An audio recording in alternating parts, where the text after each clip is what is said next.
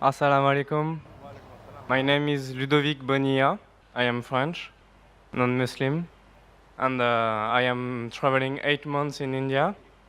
I am 18 years old. I completed my 12 in June, and so inshallah, if you agree, I will meet you in private. But now I just would like to ask you about the Jews.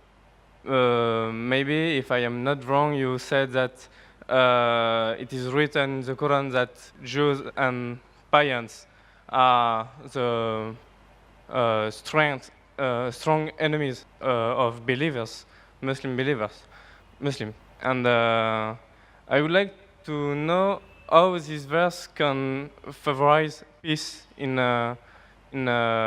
humankind. When we see the troubles between Palestine and Israel, how some Muslim and some Jews cannot misunderstand this verse, because maybe it can provoke some misinterpretation, or if it's literally that Jews and Muslims have to be enemies.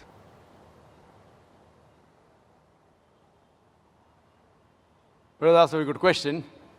That he said, I said in my speech, and I quoted the verse of the Quran of Surah Ma'idah, chapter 5, verse 82, which says that strongest in enmity to the Muslims would be the Jews and the pagans, and the closest in love would be the Christians. So if they wanted to create enmity when they say that the Jews and the Muslims should fight, the Quran doesn't say Jews and the Muslims should fight.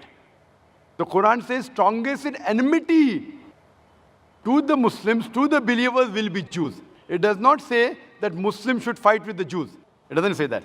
But it says that the Jews, by nature as a whole, they'll be against Muslims. And I told in my lecture, there are many Jews who accepted Islam.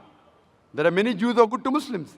But as a whole, if you take Jews as a whole and the Christians as a whole, the Christians are closer than the Jews as a whole.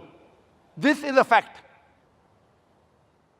For example, the Quran says that the Jews are intelligent also. So that's a fact. If they're intelligent, they're intelligent.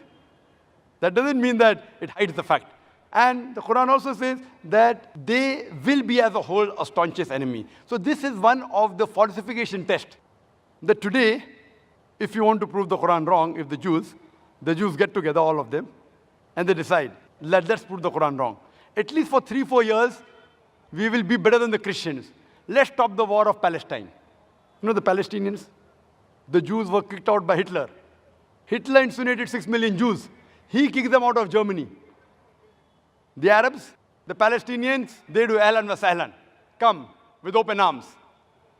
After a few years, they are kicked out of the home. Imagine someone gives a traveler his home to live, and the traveler kicks him out of his home, and he's shouting that he has taken my house, and you're calling them terrorists. So what they have to do is, let's get together and solve this problem. Whatever the problem is. Not forever. Few years. 4-5 years only. And the problem is solved. So we aren't telling that the Muslims should fight with the Jews. In fact, the Quran says, even if your enemy wants peace, several places, even if they come to fight you, it's mentioned in Surah Anfal, in the battle, if they want peace, give it to them. So Quran is always for peace. Quran is always encouraging them. But if a person does not want peace to prevail, what can we do? Islam is a religion of peace. It wants peace, but it even mentions facts. That means we have to be careful of the Jews. Not that we have to fight them, unless they come and fight with you. That's a different thing. Imagine what's happening in Palestine, what's happening in other parts of the world.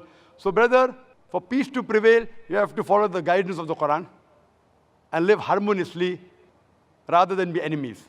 So Quran doesn't say that Jews should be enemies, but they will be saying. Hope that answers the question.